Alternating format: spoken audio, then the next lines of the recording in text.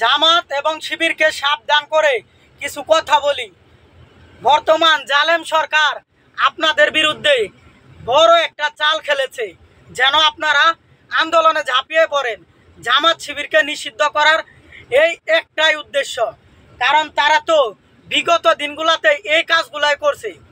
আমরা প্রবাসে থাকলেও দেশে সমস্ত খবর রাখি, কারণ দেশকে আমরা ভালোবাসি। আজকে দেশের যে অবস্থা, তার জন্য দায়ী কে? সরকার। কারণ প্রত্যেকটা প্রবাসীরা এই কথাটাই আমরা বলবো। তাই যারা দেশের সচেতন নাগরিক, এই মুহূর্তে যে কোনো কাজ করলে, যে কোনো পদক্ষেপ নিলে খুব হুঁশিয়ারির সাথে করতে হবে। আর আমরা দূরপ্রবাসতে এতটুকুই বলি, রেমিটেন্সের ধাক্কা তো অলরেডি বাংলাদেশে বইরা গেছে।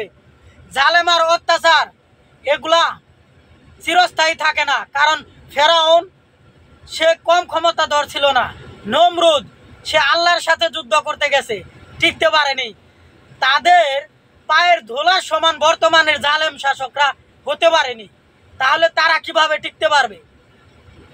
তাই আজকে যে হত্যাযোগ্য বা আমাদের ছাত্র ভাইদেরকে যেভাবে হত্যা করছে, গুম করছে এবং মামলা দিছে, একটা ছাত্র ভাই এবং একটা দেশের সাধারণ জনগণের বিরুদ্ধে মামলা এবং মিথ্যা মামলা থাকা অবস্থায় আমরা আমাদের রেমিটেন্স পাঠাবো না, এটাই আমাদের প্রবাসীদের কথা। কারণ ওই আপনি হুমকি দিবেন কি বাংলাদেশে গেলে 10 বছর পরে আপনি কি করবেন, জেল দিবেন না ফাঁসি দিবেন? আরে মিয়া, আগে আপনি ক্ষমতায় থাকতে পারেন কিনা সেটা দেখেন। জালেম আর অত্যাচার, জুলুম আর অত্যাচার, জালেম শাসক এরা চিরস্থায়ী তো থাকতেই পারে না, আর জুলুমকেও মানুষ ভালোবাসে না। এখন সবাই প্রতিবাদ করা ধরছে, দেশের সর্বশ্রেণীর মানুষ। যখন আপনার প্রবাসীরা ফিল্ডে নেমেছে, মাঠে নেমেছে, তাই প্রবাসীদের বিরুদ্ধে কথা বলার আগে 10 বার না 100 বার ভাইবা কথা বললেন, নাকি বলেন ভাই?